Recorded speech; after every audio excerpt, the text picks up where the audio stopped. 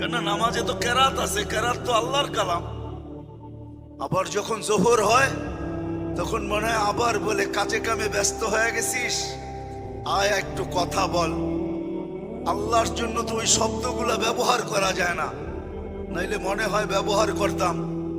যে আয়, কাজে কামে ব্যস্ত হয়ে গেছিস, লম্বা সময় হয়ে গেল, 3-4 ঘন্টা কথা বলিস না আমার সাথে, আয় না, রাগের কি ব্যাপার আছে, একটু ছুটায় জোহরে আয়, আমার সাথে একটু কথা বলা যা, শোনায়া যা, তুই কেমন লাগে, তোর কি দরকার, একটু শোনায়া যা।